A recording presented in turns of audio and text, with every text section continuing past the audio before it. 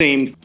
Welcome to the Buck Stops here, the official podcast of NotInHallOfFame.com, and I'm your host, Kirk Buchner, aka The Buck, the owner, the operator of NotInHallOfFame.com and its sister sites, the Fictitious Athlete Hall of Fame and the Fictitious Rock and Roll Hall of Fame. It's Season 1, Episode 14 of the Hall of Fame show, and there might not be any sports going on, but there's a lot of sports-related news in terms of Halls of Fame. The Basketball Hall of Fame has announced their class of 2020. There's no surprises in it, and it is perfect. We're also going to look at the All-Decade team from the National Football League and how it's sort of impacting in the future for those who are looking to get into Canton. It's going to affect some quite a bit, and it's going to affect some not at all. And there's a few passings that we're going to take a look at that are Hall of Fame related. Kaline, Mr. Tiger. Bobby Mitchell, a very important factor, or very important figure in terms of Washington Redskin history, and the history of football in general. Quick look at Tom Dempsey, a former place kicker, and we're going to look at John Prine. Prine and Dempsey passed away of the COVID-19 virus, and hopefully everyone's staying safe out there. With me, as always, is Nolan, and let's bring him in. Thanks so much, and hope you enjoyed the show. Evan, how you doing? I am doing pretty well. It's day. What is it now? It's Thursday. That I only know because we're recording. But I think it's day 19 or 20 of our Chicago area lockdown, and I needed a haircut before I started this, and I am now fully like I look in Procol Harum at this point. I'm about 3 weeks of early Led Zeppelin. But other than that, everything's going pretty well. How about you? It's pretty much the same here. Lockdown is still in full effect. They've announced you can do grocery stores, but only if you're doing curbside pickup, but you got to arrange that 3 or 4 days ahead. But it's not working out too good, so we're pretty happy that we've prepared for if it's going to be like this for a month. So we're okay. Unfortunately, not everyone is, but... Right. Yeah, but it's also day 25 of no booze, and they've also banned buying alcohol. So I guess I'm going a little bit longer than my 25 days that I said I was going to do. Well, hey, you gave it up for Lent and beyond, I guess. For Lent and beyond. Yeah, it's I can't even fathom that I'm doing this, actually. I think it's okay that I can do it because I started this, and then they said, now we're stopping the sale of alcohol. It's different now because I told myself I'm not drinking. Now, if the state tells me I'm not drinking, now I got a problem because I have a problem respecting authority. Right. But since I came to this conclusion first, yeah, here we go. But it's actually been a busy week. We didn't have to fabricate something. So this is pretty awesome. And it was a lot more than just the National. I always say that because it's not the NBA Hall of Fame. It's the Naismith Basketball Hall of Fame. Have some respect on its name, my friend. I should, and I apologize to Mr. James Naismith, a fellow Canadian, and the creator of this fine sport. Although we claim him in the Boston area, and they put the Basketball Hall of Fame in the number one place in Massachusetts you want to visit, Springfield. Springfield, it's a hell of a town. That sounds more like a Shelbyville kind of song to me. New York's that away, man. But yeah, so they had 8 nominees, and all of them got in, and that was the right thing to do at this time, I think. Agreed, yeah. And I think that's also why they had a lot less nominees. I think with the express purpose of almost putting that in, I think it was a bit more of a somber tone because of Kobe Bryant, and this sort of worked out in their favor. Should we take a quick look at those who got in, maybe a deeper dive? Sure. But before we do that, I just want to say I heard somewhere, and I can't remember where exactly, that they did it this way because as opposed to before they had like the international committee and this committee would announce and that committee would announce. They wanted to have pretty much one big announcement for everybody so that the other nominees didn't feel like they were getting ignored or forgotten in the whole thing, which is also one of the things they did this year for the first time, because usually there's a whole bunch of committees coming out, and this time they just had the one vote up or down. So I didn't see, though, any international one unless I missed it completely. I don't know if there was an international one, actually. That's just one of the communities I happen to know. Okay. Or even they basically did away with it this year. Okay. They put everybody in the same pool. So. Yeah, because I was reading actually something where an article on fellow sort of Chicago transplant, I guess he's back somewhere else, Tony Kukoc, where people were asking him why he was not in the Hall of Fame. And he says, I honestly don't know who picks it. That makes two of us, because I don't know who's on that committee either. Well, it's number one residents of Springfield, so, Homer and Krusty and Bleeding Gums Murphy. So. Bleeding Gums, a current inductee to the fictitious Rock and Roll Hall of Fame. See, I'm always trying to tie it back in. I knew you were going there, and I do appreciate that. Bleeding Gums. Sacks on the Beach. I believe available on eBay somewhere. But, we've got 8 inductees to talk about, all of which worthy. One I can't say because I'm not that familiar with her work, and maybe we can discuss her a little bit after. But starting off with Kobe, it was pretty much obvious. I imagine, even though obviously he's not going to be there, I imagine the ceremony or the respect for Kobe, he's got to be the headliner. It would have to be. He was going to be that anyway. Yeah. Yeah, I mean, he was going to be that anyway. I think we talked about this originally when they came out with the nominees and Bosch wasn't there and everything. And I think we both thought it was a good idea. Bosch was a little annoyed, but I think it was a good idea that they left him for next year. But, I mean, this is the top 3 guys here are 3 of the no worse than 20 best players in NBA history. I would actually put Kobe.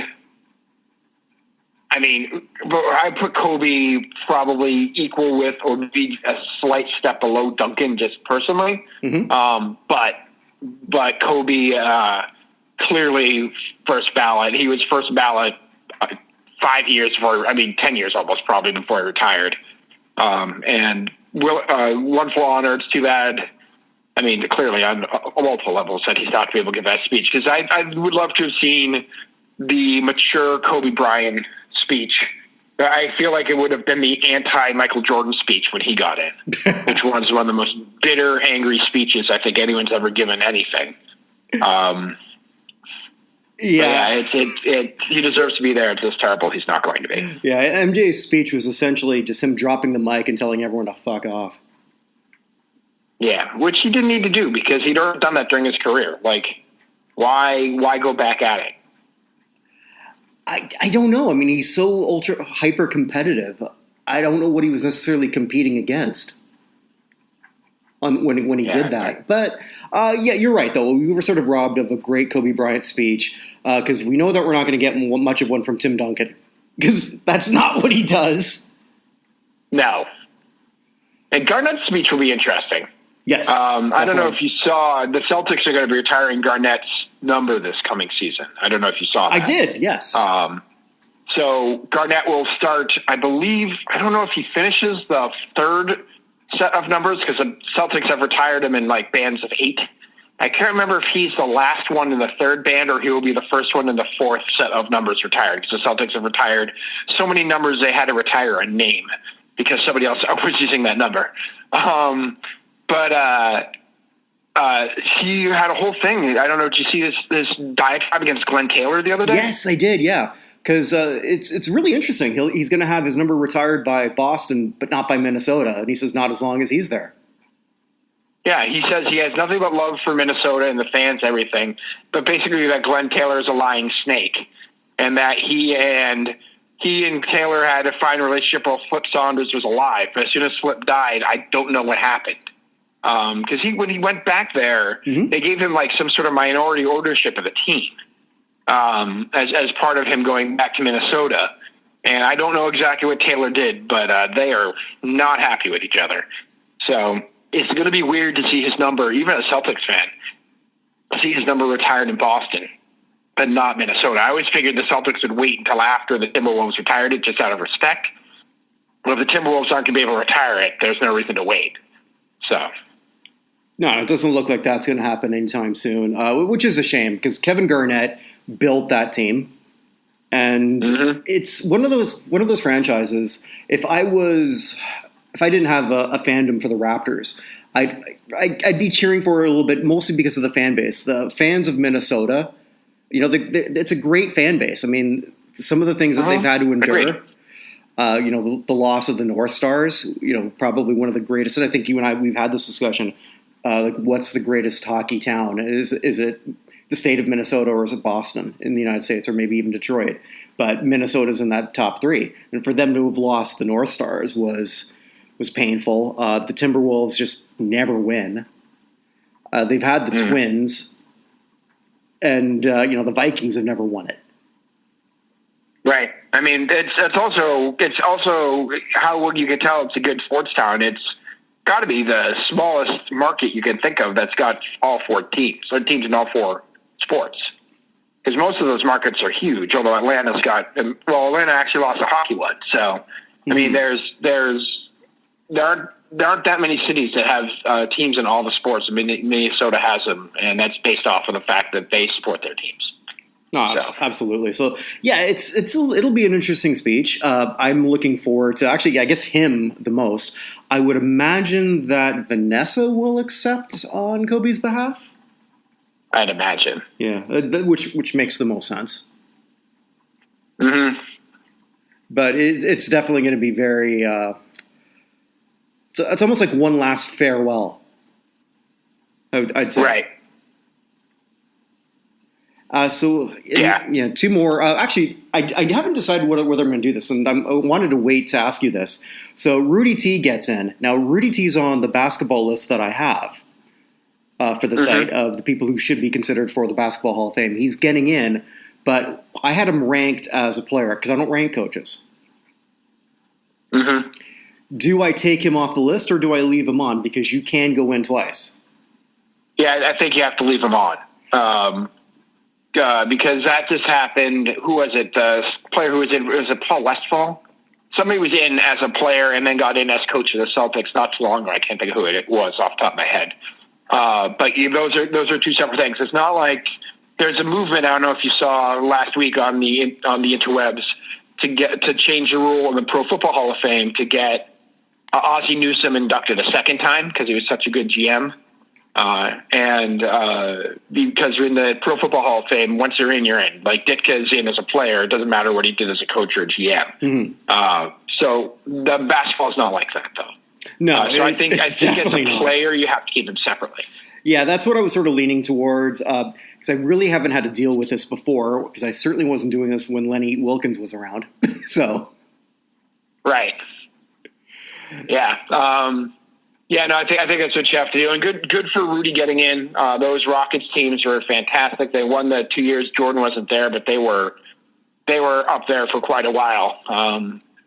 Having Hakeem helps quite a bit, but those teams are great, and Rudy as a coach of them deserves to be there. Yeah, having Hakeem when I was a Raptor fan really didn't do a whole lot for us. I remember watching him trip over the foul line. Yeah, well, there are certain jerseys you're not supposed to see people in, and Hakeem in a Raptors jersey is up there at the top of. Everyone always brings up Namath in the Rams jersey, but I think Hakeem was a much better player than Namath ever was. So it's got to be up there for weirdest jerseys. It's going to be weird to see Brady in Tampa's new uniform, but yeah, Hakeem in Toronto was not good. I'm going to take 10 steps sideways, and I can do this because it's my show. What is the strangest jersey that you ever saw? And I'll start off with mine while you're sort of thinking of that. For me, it was Gretzky as a blue. Yeah, I don't know if you brought that up, someone else brought that up the other day. Gretzky as a blue is pretty weird. I have to say Mike Piazza, the 2 games he played for the Marlins, I always thought it was weird when he ended up in Miami and they traded him like later that week. But in terms of somebody who was somewhere for a while, I thought it was always weird seeing doing as Sonic. That had to be up there. Who else? I can't even say Jordan as a Birmingham Bison because it was, the color scheme matched. Birmingham Baron. Oh, Baron, sorry. So, Bison. That's Buffalo's team. Do you know who his coach was in Birmingham, right? Yeah, actually, I just learned that. That was Terry Francona. Terry Francona, who said that had Jordan not gone there, he may never have learned how to handle the media as well as he did. is that it was a crash course in media management. He was the coach of the AA Birmingham Barons. And I think Francona at some point is going to get in the baseball hall here. Somewhere. And so there you go. Somewhere in one of these boxes I have here, I have my Terry Francona rookie Expos card. That has got to be worth less than the box it's in. So we want to hear an obscure card that I have that I picked up thinking it was going to be worth something, and it's worth nothing. So like the hockey card that's worth the most is the Gretzky rookie card. So I found a Gretzky card before he was a rookie, an NHL rookie. I have an Indianapolis, or is it Indiana Racers, WHA hockey card of Gretzky. It's worth $10. Wow. That would seem to be harder to find to me than a Gretzky rookie. That's what I thought. I thought like I hit the jackpot when I just got it at some garage sale for $20. Yeah, I guess not. I got excited at the garage sale this last year. I found a Rob Deere rookie card, which I grabbed just because I have a foul ball that I caught from Rob Deere back in 1992. So there you go. Nice. So I had to get the rookie card to go with the ball. The guy gave it to me. Beautiful. But yes, as a throw-in. I segued away from this. Eddie Sutton is also in. Yeah, and Eddie Sutton is 86 years old, and he's not in good health. We'll see if he's able to give the speech. But he is... he's very deserving. The whole thing with Kentucky, we talked about that a few weeks ago with a little bit of a scandal they had there. But I always think of him as a coach at Oklahoma State in the early 90s, up and through when Oklahoma State had the plane that went down and they lost a lot of members of their team and everything like that. Clearly one of the greatest college basketball coaches and very deserving of being in. Mm-hmm. And 3 females entering, Tamika Catchings, and we talked about her last week, just completely deserving in every capacity. One of the greatest basketball players in the WNBA ever. Yeah, 10-time WNBA All-Star, but 12-time All-WNBA, which is interesting to be all WNBA and not make the All-Star team. She had the WNBA MVP. She won a championship in 2012. She won a championship in 98 in college with Lady Vols. Clearly, if you're going to take anyone out of the ladies' game who's available, she's the best candidate. And another great coach. I didn't even realize just how long she's been associated with Baylor, just pretty much all her life. Kim Mulkey. Yeah, 600 wins as Baylor head coach, 2-time coach of the year, 3-time NCAA champion, in the Women's National Basketball Hall of Fame, or Women's Basketball Hall of Fame as a player back in 2000, 18 tournament appearances in 19 seasons. Would have made the tournament again this year, clearly. That's a resume that's hard to top by anyone in the women's game except for maybe 2 or 3 people. So she clearly deserves to be there. Yeah, well, I was also reading she's the first person to win the title, or the NCAA title, as a player, an assistant coach, and a coach. Oh, that I did not know. Yeah, and for the same school. I mean, like if that's not iconic for an institution, I don't know what is. Yeah, that's pretty amazing. No, she clearly is Hall of Fame. Absolutely. And now I'm embarrassed here. I blanked on the third woman. Barbara Stevens. All right, because I apologize to Miss Stevens or Mrs. Stevens. I don't know that much about her. Well, I could give you the thumbnail. She went to she's the female basketball coach, or the women's basketball coach at the college of my best man at my wedding, Bentley University, which is a mostly business school just outside of Boston.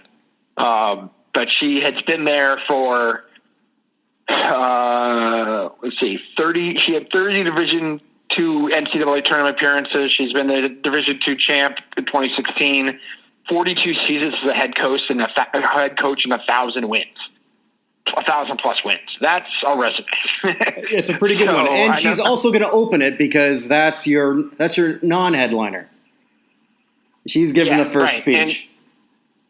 And she also has the least distance to go. That's only about an hour and a half drive. So, but yeah, she neither of us are going to pretend to know anything about Division II ladies basketball, but just based off of what we see. If you're going to have anyone from Division II, that's a pretty good candidate. Absolutely. And I think I've already said it, but I'm going to say it again because I think it bears repeating. They definitely did the right thing by putting all of them in. You just don't need to have any kind of bad publicity and any bad feelings at a time like this. And none of this is charity. No, agreed. That's the other thing, because you and I talked at the hockey hall when they had some questionable decisions this year. Yes. That had we had a candidate like that and they just got in, it would have been a little bit weird, which is why, again, we keep going back to Bosch, or I keep going back to Bosch anyway, who is a Hall of Famer and will be in the Hall of Fame next year, but just let him have a year. Let him and Pierce headline next year and go from there. So yeah, and they're looking at some pretty good classes coming up, because then you're going to have not the year after, but the year after that would be Wade and Nowitzki. Mm-hmm. So you've got, and I hate it when to say that they have to sell tickets, but you got to sell tickets. They have to anyway, because they need the money. I hate to say it, but we know that that's the case. Again, though, remember we talked about why the Pro Football or the College Football Hall of Fame didn't make it in South Bend, because there's no real reason to go to South Bend. You're not going to hang out there. Springfield is the same way. Mm-hmm. There's nothing in Springfield. But it's staying in Springfield, isn't it? What? But it's staying in Springfield. Oh no, they just did a huge renovation and everything. If you're driving, so I've driven from Boston to Chicago, I don't know, at least 4 dozen times in my life, because my mom's family's from originally out here as well. And driven, it's right off of I-90. You can see it right there. And it's a really cool looking building. It's like one end looks like a basketball and everything. I've never actually been inside, despite having been in that state same time. But that's the problem. It's 2 hours from New York. It's 2 hours from Boston. It's like an hour and a half from Hartford. Like it's kind of in the middle of nowhere, as much as you can be in the middle of nowhere in the Northeast. So. Yeah, but I don't know. It's kind of sad that that's actually where they have it. I think Bill Simmons? What did he say? He wanted to put it in Indiana. Yeah, Indianapolis would be an awesome place to put it. I mean, Indiana. If any place cares about basketball more than Indiana, I don't know where that is. Maybe Kentucky. You put it in Indianapolis. You put it in Lexington, Kentucky. You put it in Durham, North Carolina. That'd be good. Those are places people would go and see it. But I mean, Springfield, I don't want to rip on it. I've been there several times for things. I've just never stopped for the Basketball Hall of Fame while I've been there. So. Yeah, that's one I haven't gone to. Obviously, I went to the Hockey Hall of Fame just because it was so close to my backyard. Great place. Loved it. Really small, though, but they make the most out of every square foot. I was at the Tennis Hall of Fame once in Newport, Rhode Island. That was actually pretty cool. Oh, yeah? Okay. And Newport's an interesting little place to visit, though. People will actually go and see Newport because of all the big houses and everything there. Like, there's tours of just the rich people's houses in Newport, which a lot of people go down to. Although not many of those people necessarily are sports fans. If they are sports fans, the rich man's sport of tennis is something that they would actually go and see. So, yeah, when you make it down here, I'll show you Rihanna's original house, which is now on Rihanna Drive. Oh, well, that's weird that she grew up in the street with the same name as her. I think it might have just worked out the opposite way, but yeah, I missed her when she was here for the last crop over, which is the big celebration of, I guess as the name sounds, the crop is over. So they have their big carnival, and my wife and her boss and myself, we went to this one bar to go sort of like watch that whole thing. One of the three of us got really pissed drunk and didn't remember anything. I won't say which one of us. I have a guess. Yeah, it was my wife, yes, but and sadly we had to go home and we missed it. Moving on, the All Decade is finally out, and I'm excited about it. This means a lot for potential Hall of Famers. For some people, for some, I don't think it's going to make a lick of difference at all. Was there anything that stood out? Tom Brady and J.J. Watt and Julius Peppers and Von Miller are all first ballot Hall of Famers, whether they're on this list or not. Absolutely. So I mean that didn't make any difference. I do think it's weird they didn't do first and second teams though. I don't understand the purpose of why. I don't know. I mean, like, are we looking at participation trophies now? I mean, like, what's the point of not doing this? I don't get it. It's not like being on the second team is a slap in the face. Like, that's just, I mean, clearly Tom Brady's the first team quarterback because he's unanimous, and Aaron Rodgers is the second team quarterback. Absolutely. Just because he wasn't unanimous. That's how that works. So, like, we know that, and Gostowski's the second team kicker because Justin Tucker. Justin Tucker was also unanimous. So we know at least two members of the second team. So it's not like all of a sudden you're like, oh, Gostowski sucked. He was the second best kicker in a decade that had like 100 of them. Like, that's not how this works. Nobody thinks that Drew Brees sucks because he isn't on the team. Although I think personally I would have taken Brees over Rodgers, as I heard the debate that you guys had, you and Vinny had on your podcast, came out earlier today. I personally would have put Brees over Rodgers. But I don't understand the purpose in it. It's not like being on the second team is a terrible thing. It's particularly weird if you're going to now choose unanimous and not have a second team. Well, yeah, absolutely, because you've already established that 7 of these people are first team, because there were 7 unanimous players. Right. So, like, why the secrecy? I don't get it.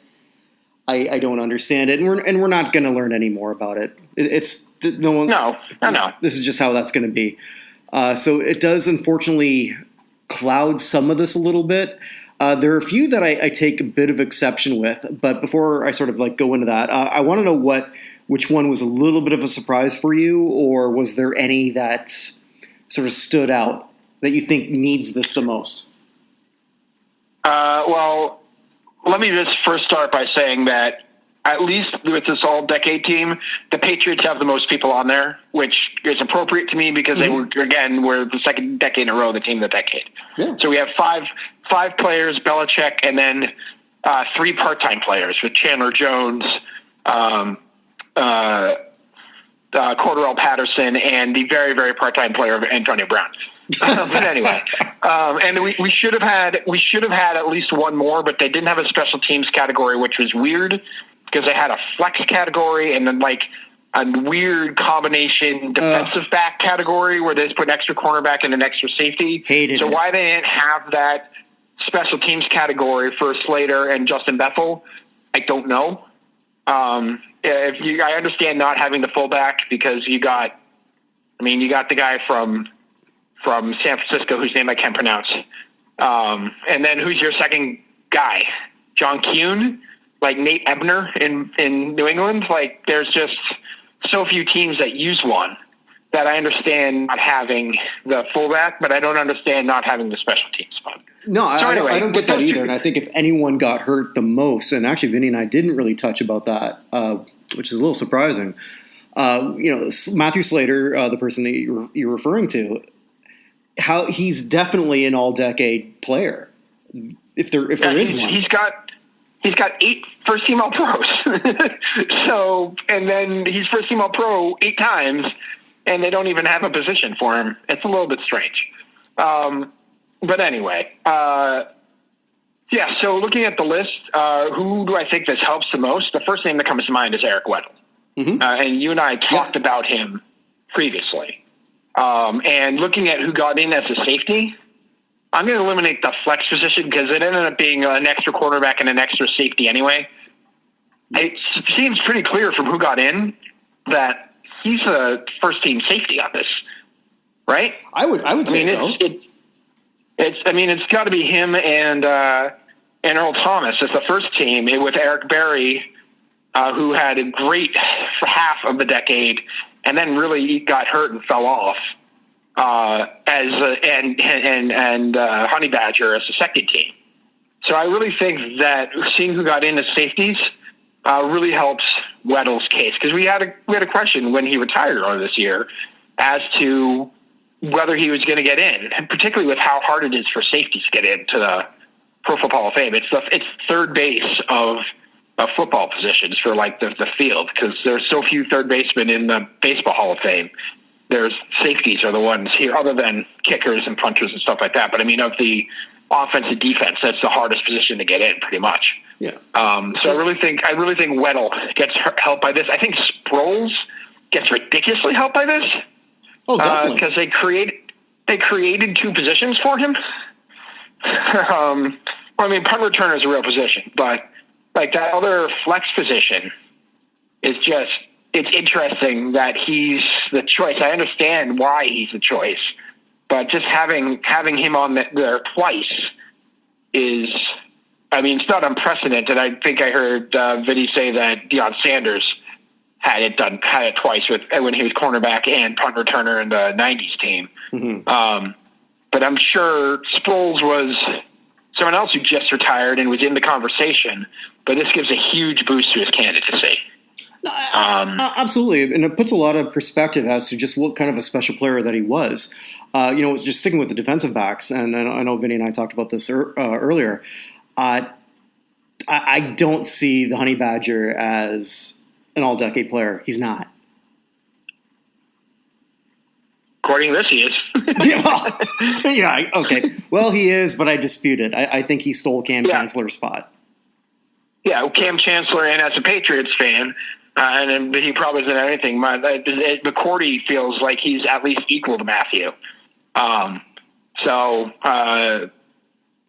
would still put Cam Chancellor in as if we're gonna have four safeties. Cam Chancellor is actually probably my third safety, with Eric Berry being the fourth one. Yep. Me too. I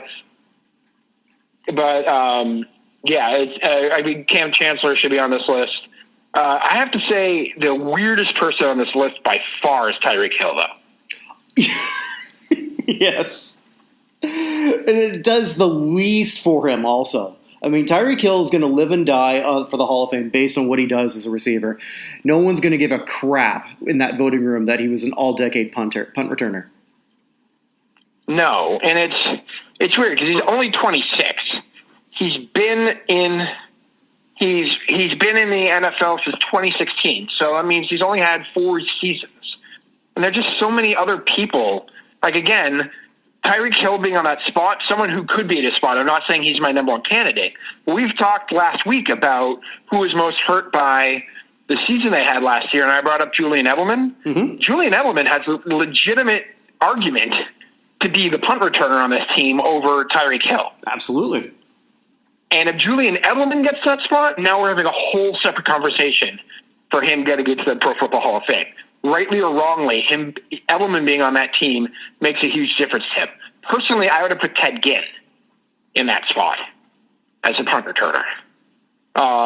Ginn also as a wide receiver, but Ginn has like double the return yards of Hill, and has been doing it a whole lot longer, and it has more touchdowns than everything. I don't understand how Tyreek Hill, I know he's electric, but he's only played 4 years. He wants to be in the next all-decade team, great, go for it. This one, I don't, with less than half a decade, and I know he has a championship, but they're just better candidates. Oh, absolutely. Absolutely. I'm sure that he got surprised on that one too. Yeah. Probably the first thing he did is call his agent. Did I sign up for a bonus? Do I get a bonus for this? Yeah, probably not. I don't imagine that someone's been in the league. He's 26 and been in the league for 4 years. Was asking his agent about making an all-decade team. Probably did not come up in negotiations. Yeah, but agents they can be smart. They've got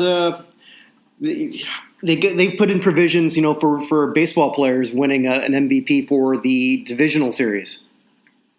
That doesn't exist. But what if it does? Then they're covered. That is true. That is true. So other people who are on this list who I think it helps a lot, Dominican Sue. Yes. I think helps. Sue has a reputation of being a bit of a hothead.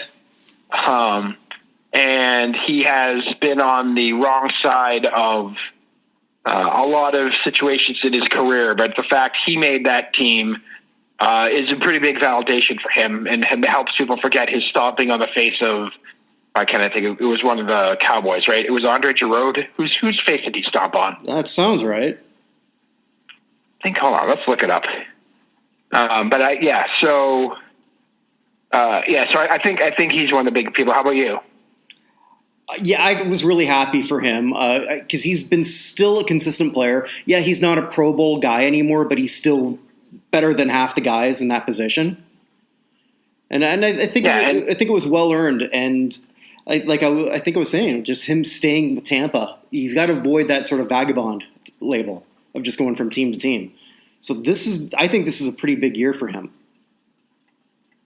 Yeah, and he was, even not this past season, but the season before, he was a major part of that Rams defense that got them all the way to the Super Bowl. So let's see, he stomped on, Packers lineman Evan Dietrich Smith, but he also stomped on Rodgers as well. So he's a multiple-time stomper, and there were times he was also accused of stomping on Jake Cutler, but again, who doesn't want to do that? So he's someone who definitely benefits from this. I was real happy to see Kaline Campbell on there just because he is such an awesome individual. Mm-hmm. He was I think this plus the Man of the Year award that he got this year puts his candidacy squarely in a trajectory where he may get into Canton. I thought he was maybe a little bit of a borderline candidate, but these two things are definitely going to help his case.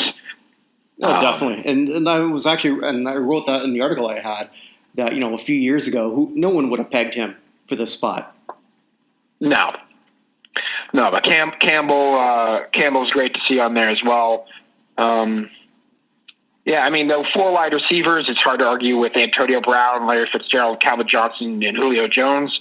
I guess Johnson is the weakest of those only because he didn't play as long, but talent-wise, there's no argument there, right? No, yeah, no argument at all. I think AJ Green, had he played this year, could, and if he sort of kept up with a Pro Bowl year, if he did, he could have took Johnson's spot. We'll never know. So I think, but that doesn't mean that AJ Green was snubbed. He wasn't. You can't penalize, or you can't reward him for what ifs. Right. I was also glad to see, as a Patriots fan, again, Mankins make it. Mm-hmm. Mankins is eligible for the Hall for the first time this year. I think we both think he's going to be a semifinalist. Yep. I don't know if he's going to get onto the finalist list, but again, him being on this is going to help his case as well. They're meeting, actually, someone had put something out, one of the voters for the Patriots Hall of Fame had put out to the fans, hey, who should we vote for? Who do you think we should put on there? And I put forward Seymour, who we need to elect this year regardless, Mankins, and Dante Scarnecchia, who's now retired, I guess, for the second time, I think permanently. I think that's the three pretty good people for us to vote for, but if we do that, Scarnecchia is going to win. So, yeah, that might be a big Patriots conversation next week. Yeah, that's always interesting. That's the one thing the Pro Football Hall has not done at all, which would be an interesting conversation as to whether or not, particularly for separating the coaches out, whether or not long-time incredible assistant coaches deserve to be in there. Someone like Scarnecchia, someone like Jim Johnson of the Eagles, there are tons of them who have toiled away for decades and done incredible jobs, and then either were never head coaches or not that great as head coaches. And it's a question as to whether being one step below, or in Scarnecchia's case, 2 steps below, is enough to get into the Hall. I think that's an interesting conversation. Yeah, but they can't even get Coryell in. Right. Well, of course. Yeah. But I think we've talked about this. I think the separating out of the coaches this year, even though they came up with the wrong result in both of our opinions, but getting them out of the conversation with the players and into some other conversation is a whole lot better overall, because you get more coaches, you get more worthy coaches in and more worthy players in. Yeah, and just sticking with the guards, Yanda being a unanimous, That's huge. That was interesting too. Yeah. Yeah, I mean, I didn't really see him as a unanimous guy, but I guess he is. Yeah, you end up being unanimous is interesting. Adrian Peterson, I'm not that surprised was unanimous, just with his, let's say, issues with a belt that happened a few years ago. I was wondering if that might hold him back. Joe Thomas was unanimous, and nobody. I mean, who's going to argue with that? And no one should. He's the greatest Cleveland Brown of the last 40 years. Is that a fair statement? I think it's a fair statement, but it's also a fair statement to say that it's a big drop off to figure out who number 2 is. Well, yes. Clay Matthews. J.J. Watt is a 3-time Defensive Player of the Year. No surprise there. Aaron Donald's a 2-time Defensive Player of the Year. No surprise there. Von Miller has been Defensive Player of the Year and is, in many ways, his entire career when he was 24, considered like the elder erudite statesman of the league.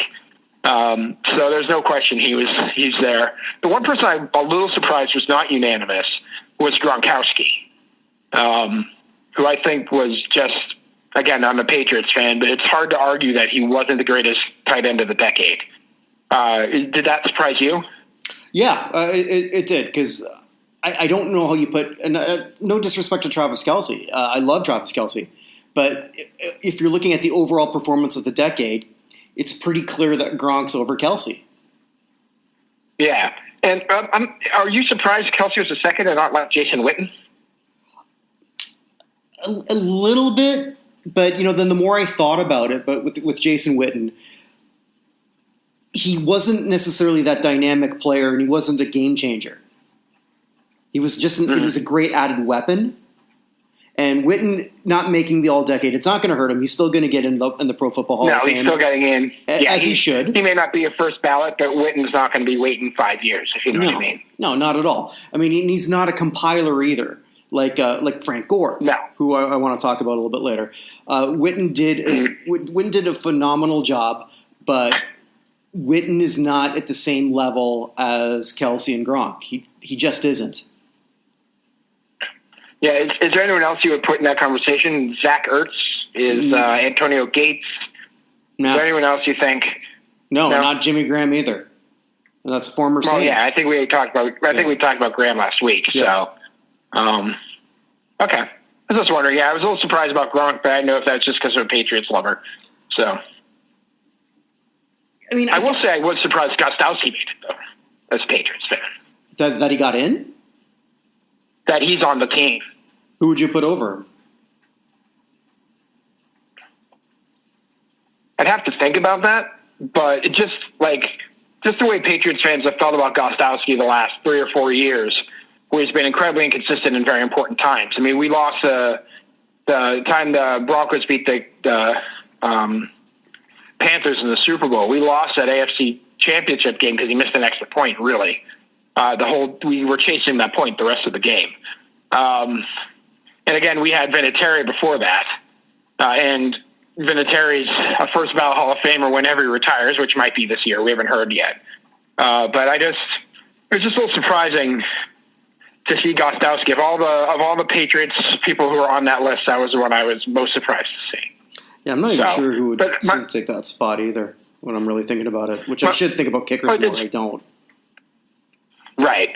I mean, I don't know how much that makes a difference for Hall of Fame. Vinny is convinced that Gostowski's a Hall of Famer, and I am not. Which is weird because I've been a Patriots fan forever. I've seen Gostowski's entire career. And just it's so hard for kickers to get in anyway. I have no doubt Vinatieri's getting in, but I can't imagine we're all of a sudden going to have a run on kickers getting into the Hall. No, it's just not going to happen. Special teams of all kinds are just not that well respected. It takes way too long. I was watching so much old Raiders games just because, they got to put on something. Ray Guy should not have had to wait for the Veterans Committee to get in. Right. But that's neither here nor there. I want to touch on Frank Gore a little bit more because Gore is one of those players where I know that he deserves to be all decade. I get it. I mean, when you look at his accumulation, there's not really anyone else that you can really put in his spot. Having said that, and I've said this before to you, and he's never been, or if he's ever been the top 4 running back in the league, it wasn't in this decade or that decade. It was in the late 2000s as a Niner, and ever since that point, from 2010 on, and I think you got you got 3 Pro Bowls in that. But you can't tell me, or no one can tell me, that at no point were GMs thinking, I can upgrade. Yeah.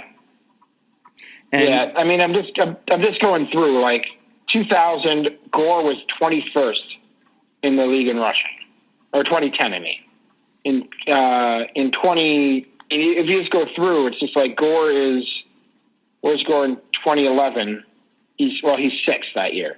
But like you just go on up and down, and he's not anywhere there. But who do you put in his spot? There really isn't anyone. I mean, Ezekiel Elliott maybe, and even then, I don't think so. Jones Drew, Darian Foster. So that's where I would love to know whether he was first team or second team. Right. Because I mean, we know Adrian is first. I would suspect Marshawn's first over McCoy. I would agree as well. Yeah, I'd say Marshawn's probably. Yeah. Yeah, are we putting Jamal Charles up there? Yeah, it's and I keep going back to this. So like when people say, he's definitely a lock, and you read articles about this all the time. Well, Frank Gore's just hit this milestone. He's a lock for the Hall of Fame right away. Like he's not.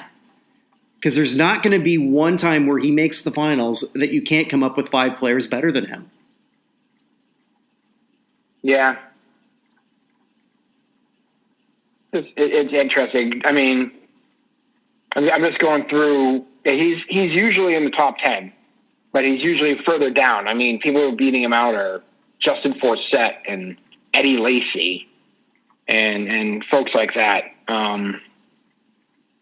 Yeah, I don't know who it ends up being for the other spot, but he's someone who's going to get in the Hall of Fame. I think we've talked about this before. Just as the number of people who are compiling stats as a running back disappear, he's just going to stand out like a sore thumb when he's there. Like, how can we not put him in? He's second or third all time in rushing yards, and there's nobody's going to catch him at any point.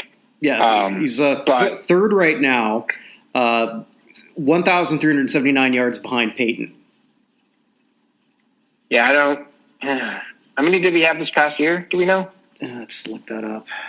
I want to say like 500 something or 600 something. So, I mean, it's not impossible because he's pretty much doing what he's been doing for the last few years. Someone's going to sign him. I know Buffalo's not. Right. All right, come on, scroll down, computer. 599, so I was close. 599, okay. And he had 722 the year before. Yeah, so 2 touchdowns. What's only 100 yards receiving. So this is his lowest amount ever. Right. So, yeah, it's pretty hard to see him sort of reach a sweetness. I don't see it happening. No, I don't either. He need 2, at least probably 3 seasons, and I don't think he's got 3 in him. No. I mean, he's 36 at this point. He'll be 37 next year. So, and he's already hit the magical 15,000. I mean, going for 16,000. What does that really mean? Nothing. Yeah, right. So again, I guess I'm not surprised to see him. I don't know who else you'd put there. I'm just glad it's not Chris Johnson after that story came out today. Okay. But, wait a minute. Yes, okay, I did see that. That's the murder for hire. Yeah, that he got shot in 2015, somewhere around there, and his buddy got killed, and then he basically traded, got a guy to be head of the drug operation in wherever it is to go kill the 2 guys who killed his buddy. So just feed him to the tide to Carol Baskin's Tigers. Yes, yeah, she's become very famous very quickly for someone who probably is guilty of murder. So I think I'm going to watch that all again. I haven't watched it yet, but I feel like I have. Yes. Yeah, so Gore's on there. We both think he's a Hall of Famer. We both think he probably belongs to his team grudgingly. Just because you can't come up with. I mean, if Le'Veon Bell doesn't sit out last year, you might be able to make an argument for him. 2 years ago. Yeah, no, that's very true. So, yeah, the only other one that I sort of had a little bit of an issue with was Joe Staley. Okay, go for it. Yeah, no, just I thought that should have went to Andrew Whitworth. Okay. Yeah, and so like Staley's been good, but 140 games, 88 approximate value according to Pro Football Reference. Andrew Whitworth, 153 games, 115 approximate value. Mm. Well, here's the problem with Andrew Whitworth. He played most of his career for the Bengals. That is always a problem, which is also why I think I said Geno Atkins. It's huge for him to get an all-decade just because he's a Bengal. Bengals need every help they can get. Yes, they do. But yeah, no, Whitworth is definitely a worthy candidate. How did you feel about Alex Mack, by the way? I wasn't thrilled. I went back sort of like back and forth on that one. Marquise Pouncey obviously is the one that should be there. The other ones that I know a lot of people in Dallas were really upset that it wasn't Travis Frederick. And I can see their point on that. I think Travis Frederick, when he was at his best, he was a better player than Alex Mack. But, he didn't play nearly as much as Mack did. Jason Kelce, I thought, would have been a more intriguing choice to me.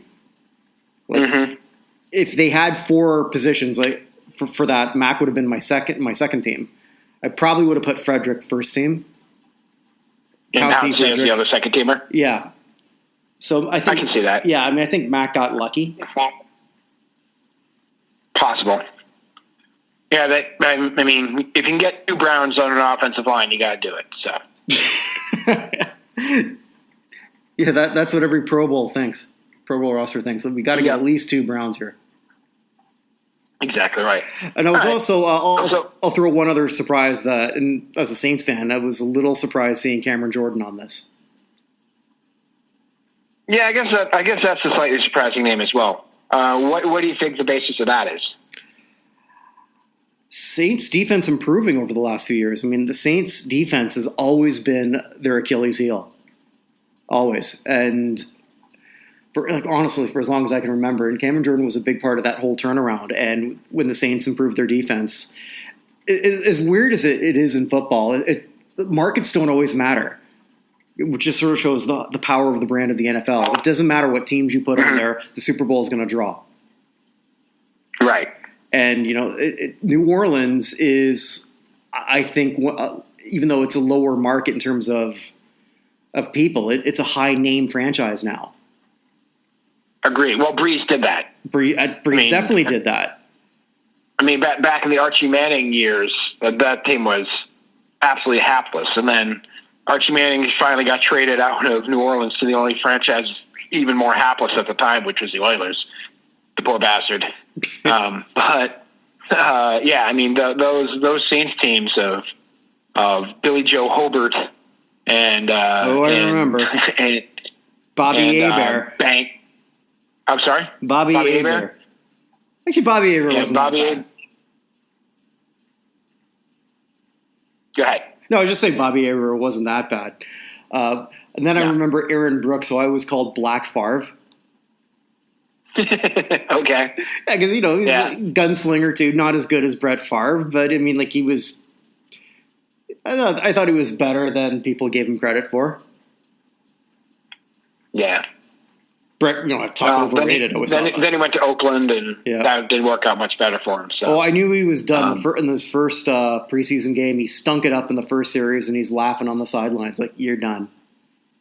You're done. You're fighting for a job right now, and it's a joke to you. You're done. And he was. Yep. So anyway, at least we finally got this all-decade team. We've been wondering where it was for months. I still think it's weird there's no first and second team, but... Yeah, and you had the same sort of like red flags, too, that I had with the defensive backs. Just, what? Why? Didn't make a lot of sense. And then Tyreek Hill, like, I think Tyreek Hill was more surprised than anyone. Yeah, and the lack of again, I'm a Patriots fan, but the lack of just a special teams category, since they have it for all pro stuff, is also a little bit weird. So, and I mean, those two players are actually both on the Patriots right now. The two players who would be in those positions are Matthew Slater and Justin Bethel, who was the all-star for the Ravens for so long. So. Yeah, well, I mean, overall, though, I mean, like, I think they did a pretty good job, but yeah, we've always talked about the lack of transparency, and here it is. Yeah, well, if your biggest quibble is with the second team punt returner, you're probably okay.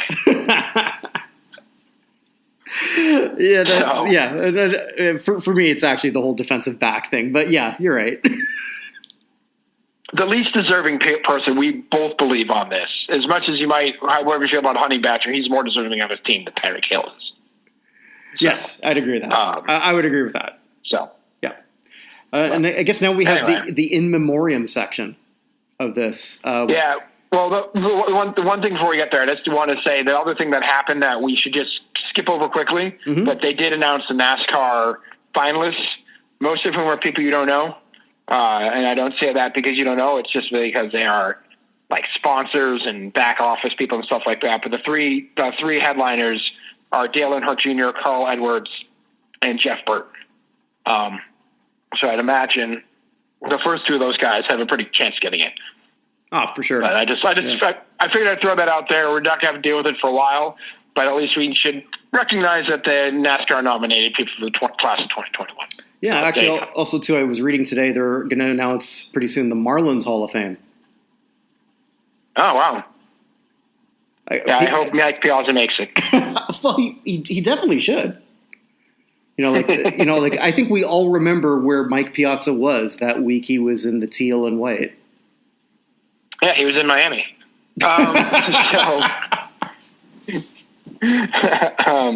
Anyway, so let's get to the in memoriam section because we do this seemingly every week, but this was a pretty heavy week. This was a pretty bad week. I guess we'll start it chronologically. I believe it was Al Kaline of Detroit Tigers fame who passed away first. Kaline is Mr. Tiger. He's the first person you think of when you think of the Tigers franchise. As he should be. As he absolutely should be. I mean, he wasn't certainly didn't have the demeanor of, let's say, Ty Cobb, who was probably, statistically was the best Tiger of all time, but he wasn't necessarily the best ambassador. Kaline, I didn't even realize this until he passed away, that he was still associated with the team in the front office. Yeah. He's been with that franchise for 60 some odd years, right? Yeah, went from player as soon as he was done, went right into the booth, and then went to the front office right after he was done as a commentator. So I mean, you've got to imagine that if you're growing up a Tigers fan, let's say you're 20 years old and you got into baseball because of your grandfather. Both you and your grandfather grew up with Al Kaline. That doesn't happen for too many. I can't think of too many other similar observations. Maybe Phil Rizzuto for the Yankees. Yeah, Johnny Pesky with the Red Sox was there for a long time before he passed. But yeah, same idea. Pesky's with the Red Sox for something like 73 years or something ridiculous. But yeah, it's he clearly is Mr. Tiger. Although I did go on Baseball Reference to look at his similarity scores as a hitter. Mm-hmm. And unfortunately, the hitter who's most similar to him in history, and I'm hating myself on bringing it up anyway, is Harold Baines. But it's Harold Baines, Carlos Beltran, Dave Winfield, Billy Williams, Andre Dawson, Tony Perez, George Brett, Dwight Evans, Louis Gonzalez, and Gary Sheffield. He's according to Jaws, he's the seventh greatest right fielder of all time. his similarity scores for a player by age are Ty Cobb, Ken Griffey Jr., Vada Pinson, Carl Yastrzemski, Orlando Cepeda, and Dave Winfield from age 19 to 39 for the 20 years he played. He was a pretty spectacular player and Mr. Tiger, and clearly a huge loss to the sport.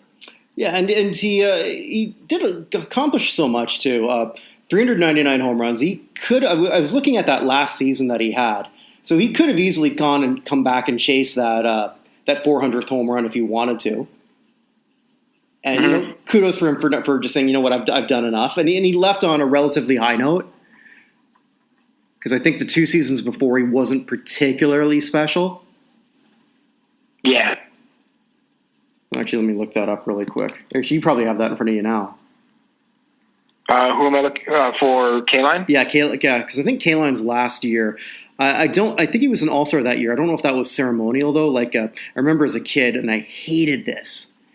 He was an All-Star in 74. Yeah, 74, his last year. Which is his last year. Yeah, so whether that was one of those ceremonial things, I don't know. But 146 hits, it's not bad. 262 batting average. You're not embarrassing yourself. His home run power was only down to 13, but he hadn't hit 20 home runs since, 5 years before. And he got that World Series ring in 68. As the elder statesman, the leader of the dugout, and that's fantastic. Detroit did right by him. I'm sort of going to segue to that 1983 thing. All-Star, remember, was they crowbarred in Johnny Bench and Carl Yastrzemski. Yeah, and it's like, come on, and they both struck out. They didn't have Chan Ho Park groove one for them like they did for Ripken. No, they did not. They did not. I guess they were a little bit more competitive in the spirit of '83. And then I'll say that too. I hated the fact that Nowitzki and Wade, 2 players I just mentioned earlier, were given that sort of all-star spot. I know they added 2 just for them, so they didn't take it away from anybody. But either you're an all-star or you're not. It just waters that down. Yeah, I don't feel like.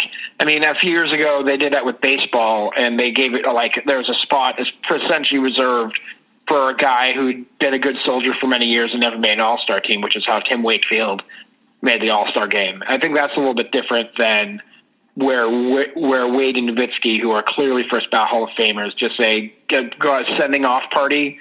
I don't have a problem with it.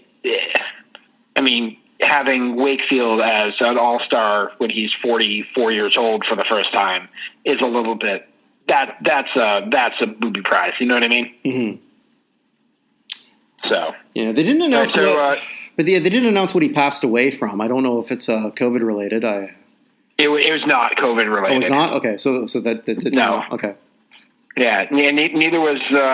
Do we want to go to the football guy next? Yeah. Actually, because I was reading a lot more about him and just his importance in pro football, and just how disgusted I was learning that one big fact that I didn't know.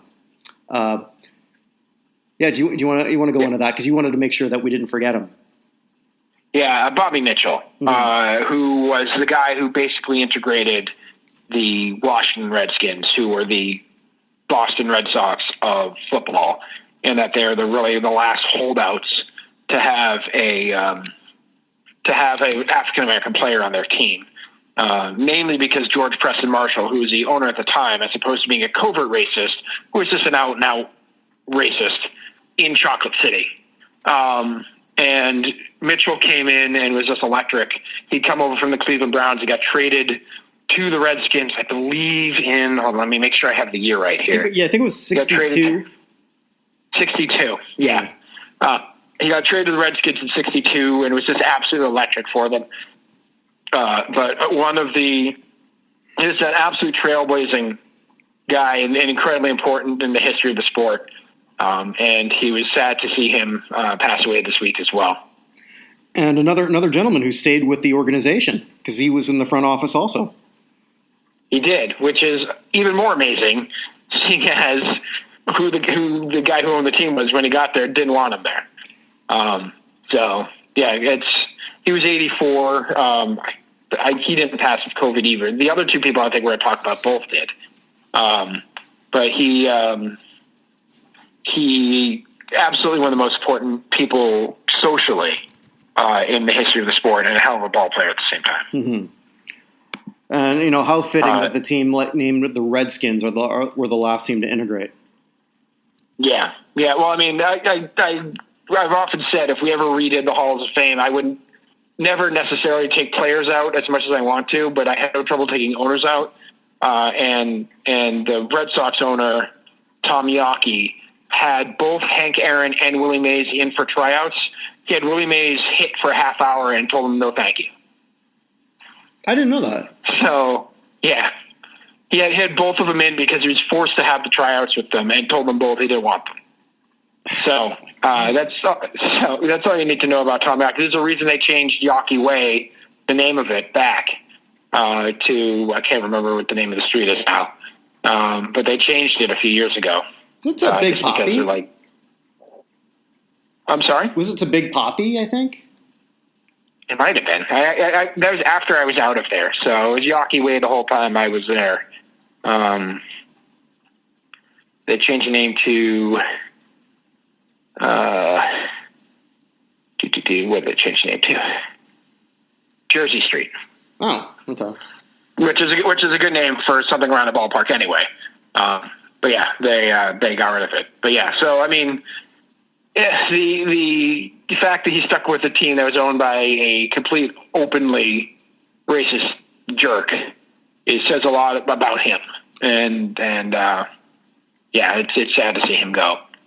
And the other football person who went this week too, well, your former Saint, place kicker, Tom Dempsey. Tom Dempsey, who with the he of the longest field goal in NFL history. Is that still the longest field goal at 63 yards? I believe it's not, or it's been tied. Let's take a look here on that. It was for a very long time. Yeah, it was. But Dempsey, for those who don't remember his name necessarily, who did pass away from coronavirus this week, is the guy who only had a half a foot on his kicking foot. So he said he had a special shoe, and the front of his foot looked like a sledgehammer shoe on his foot. And he kicked a 63-yard field goal, and then they tried to claim that he had an unfair advantage by only having half a foot, and made a rule about sneakers or the shoes you're wearing and field goal kicking, just because they didn't want people going around cutting off half their foot so they could be field goal kickers. Because that could happen in shop class.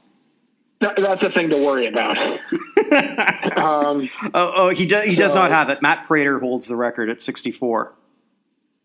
Okay, so all right, so he's off by a yard. But when did he kick that? 1970 something. 1970. So in his second year in the league. There you go. Yeah. Yeah. So he's never going to be a Pro Football Hall of Fame where he talked about how hard it is for kickers to get in. But he had one shining moment of the sun. When did Prater break that? You said 2015? 13. 2013. So he held the record for 43 years, which is hard to do in the NFL. So Godspeed to Tom Dempsey. Yeah. First team All-Pro as a rookie, which 1969. I guess when your best player is the kicker, that kind of says it all, doesn't it? Yeah. Glad I wasn't alive during those days. And I guess the one that sort of got me the most, because I've been listening a lot more to his music, and also to me because it's freshest in my memory, John Prine, and we talked about him last week. We did talk about Prine last week, and I had seen on Twitter that he was in a coma, which, again, you never necessarily trust what you see on Twitter, but it turned out that was likely the case. He's a guy who survived cancer and a whole bunch of other stuff. Passed away at 73. I remember he was kind of a Rock and Roll Hall of Fame nominee out of nowhere. Not this last year, but the year before. Mm-hmm. And when we were discussing it, and before we had a weekly podcast, we had our special podcast. We were discussing it, and I honestly admitted I didn't know much about Prine at all. I'd heard of him, but I didn't really know him that well. And I spent 4 hours that day just listening to basically everything, and became a massive Prine fan in the last 2 years of his life here. So he is Chicago country blues, whatever you want to call him. he's from Kentucky, but he's the adopted son here in Chicago. And it's just a massive loss to the music community in general, but particularly here in the city of onions. And I guess, and the sad thing is, now he's getting all this acclaim. He wasn't nominated again for the Songwriters Hall of Fame, but you have to figure that he was going to get in that eventually, which is probably a more likely institution for him to get in than the Rock Hall. I think that was a one-off, I hate to say. Yeah, I agree. There's several times you've seen people. I joked about Procol Harum earlier. I think Procol Harum was a one-off. Bad Brains. You see him pop up. The Replacements were up when your Bad Brains have been up. Yeah, the JBs. Like those are the JBs with my list of almost 3,000 bands that didn't even have them listed or musical acts are eligible. Yeah, I mean those are one-offs. But Prine was. I don't think he's in the Country Hall either. That would probably actually be the most likely country or songwriting. Let's see what he's in. So I know he won 2 Grammys. Not that, but so did the B Sharps. Or just the one Grammy. Just the one. Yeah, just the one. Of course, the Grammys lost me the year that Metallica lost to Jethro Tull for Best Metal. Yeah, well, yeah. And didn't they have another one where Steely Dan won out of nowhere not too long ago? Something like, yeah, I think they won. I don't know. I mean, I generally don't. I haven't watched the Grammy Awards in years. Yeah, and Steely Dan's a band I've just never gotten. So yeah, it's funny. I had the same conversation with somebody down here. This Englishman who lives down here, a comic book writer. And so he's playing all this hip hop, and then he just breaks out Steely Dan, like, huh? Like, don't you feel it? Don't you feel? I can't do an English accent. Like, aren't you feeling the song? Like, no, I don't get it. I don't get it. It's just one of those bands that apparently like the studio magicians, but couldn't play live. Yeah, I don't know. So. Actually, I thought I could find all this. I could have sworn I saw a whole list of all this. Just sort of like looking at his peak charts, he never had a top 10 album until the last couple years. Okay. Which is interesting. Or maybe not. I mean, like, people don't buy albums anymore, and I think the people who do are a little bit older. Yeah, I mean, the last album that Weird Al did was his first ever number 1. That's true. That's so true. Here we go. What's he in? No, there's nothing. He's not in anything. Yeah. That I can find. Yeah. He's the first singer-songwriter to read and perform at the Library of Congress. But that's. Yeah, he's not at any Hall of Fame, and I think that's probably going to change now that he's dead. So, hate it when that happens, most likely. Absolutely. I'm trying to think, well, like, there's so many sad things when that happen. Ron Santo comes to mind. Yeah, Donna Summer. Yep. Another one that comes to mind. It's different, like, when Whitney Houston got in, she'd been gone for a while. But Donna Summer was on that list over and over and over again for, like, 4 years. And then she died of complications, probably from 9/11. And then she got in like 3 months later. Complications from 9/11? I didn't know that. Yeah, so that's what she thought anyway. So she was like 3 blocks away from ground zero when 9/11 happened. It got all the dust and smoke and everything else in her lungs, and then developing all sorts of lung infections. So her guess, before she passed away, was that it was 9/11 related, the issue she had, which is possible. I have no idea, but that's at least what she thought. Damn. So I did not know that. Yeah. So with that, I think we sort of covered all the topics we were looking at today.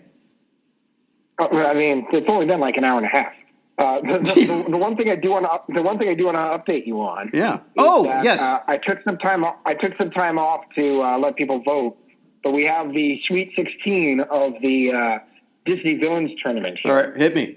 So we have in I did the brackets A, B, C, and D. I could have done something more exciting, but I was tired.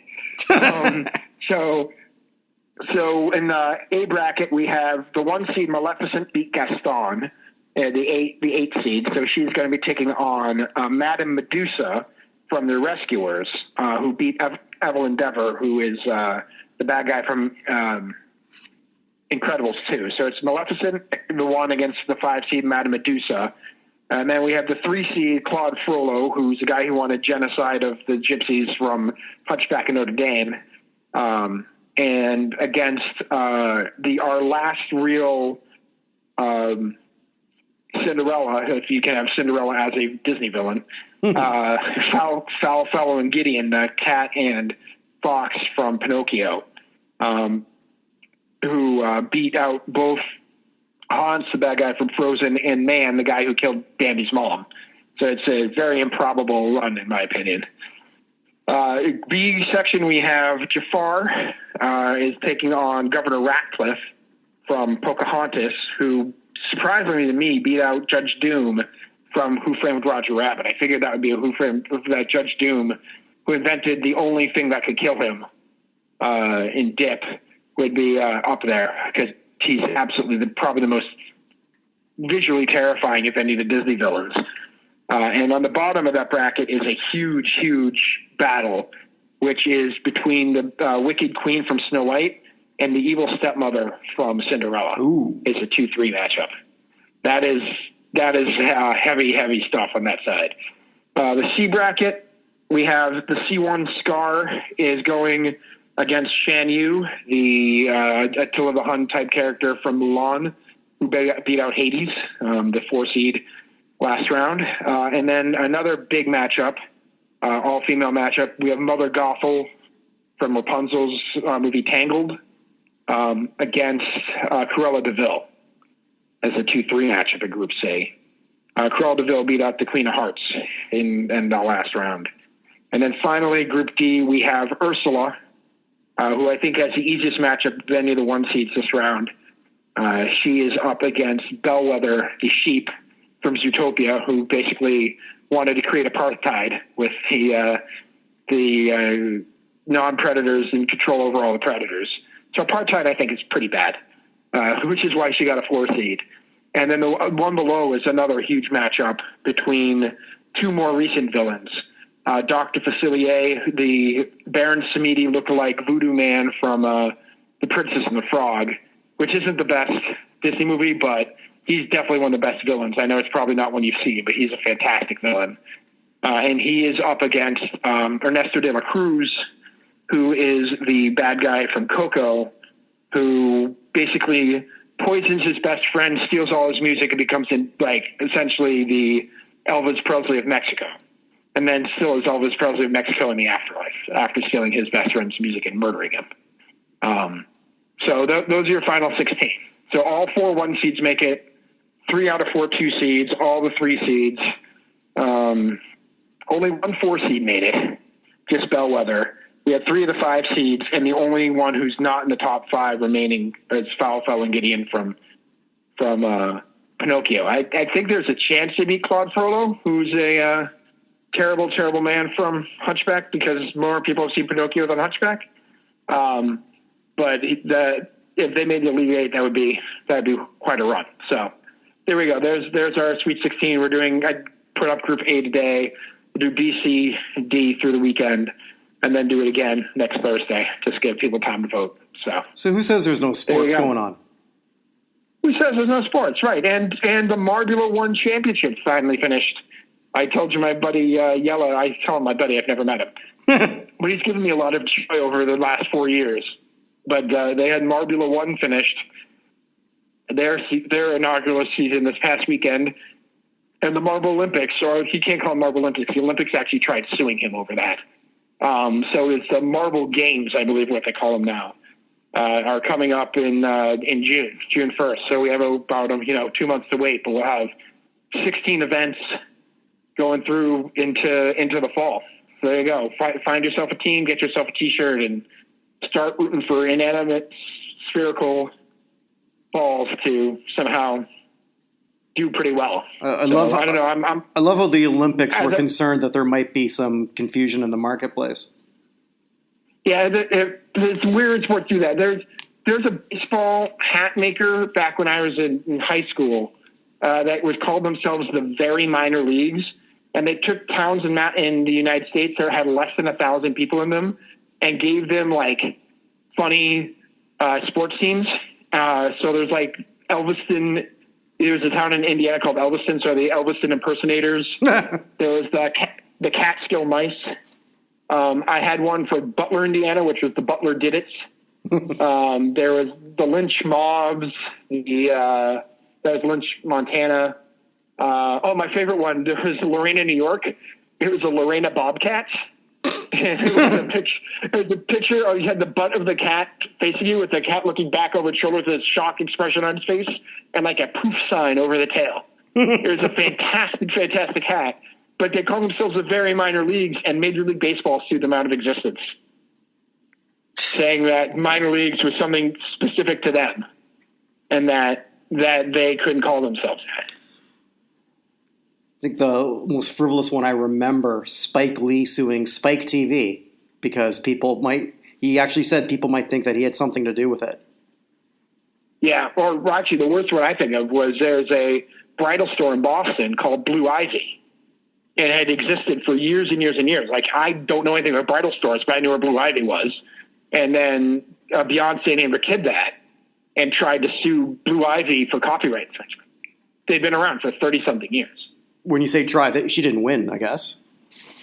I moved. I don't know. I don't know if it's still there. But yeah, I remember that happening. I'm like, what are we doing here? It's pre-existing. So... Wow. Oh, sorry. Another one of the great names I forgot. There's a Forney. There's a town somewhere called Forney, and they were the Forney Gators. That was a good name too. So, yeah.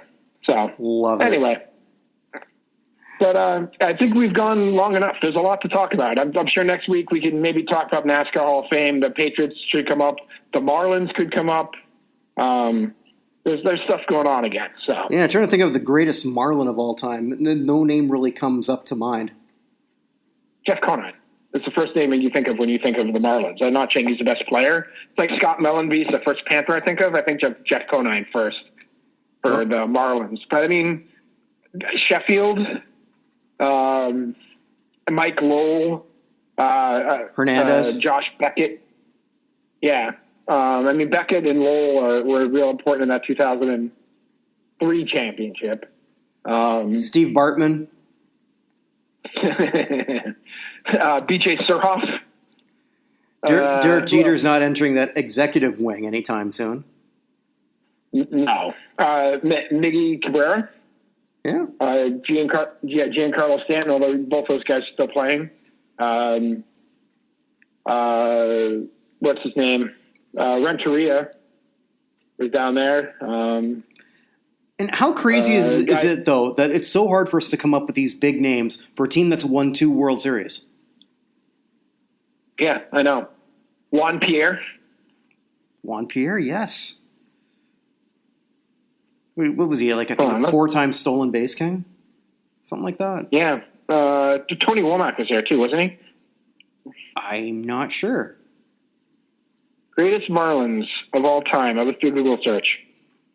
Comes up, the list that comes up here, the first ones on the page, Giancarlo Stanton, Miguel Cabrera, Hanley Ramirez, Josh Beckett, Gary Sheffield, the late Jose Fernandez. He was a hell of a player before he had that boating accident. Josh Johnson, Dan Ugla, A.J. Burnett, Dontrell Willis. Oh, that's right. Yes. Kristen Yelich, Juan Pierre, Charles Johnson, Anibal Sanchez, Jeff Conine, Livan Hernandez, Mike Lowell, JT Realmuto, Derek Lee, D. Gordon's what I think of, not Tony Womack. I know they're not the same player, but That's who came up. So Moises Alou, Cliff Floyd, Don Mattingly. Hey, there's an answer for you. I know Mattingly was a manager, but still. Anyway. Trim those sideburns. We've gone on for like an hour and a half. People are probably getting tired of listening to us. So. All right. As always, it's been a pleasure. Yeah, I will talk to you next week, man. Stay safe. All right, you too. Thank you so much for listening, and we hope that everyone stays safe out there. Look for some more content from us at notinhalloffame.com, and if it's not in the Hall of Fame, you'll find it on notinhalloffame.com. Just came up with that.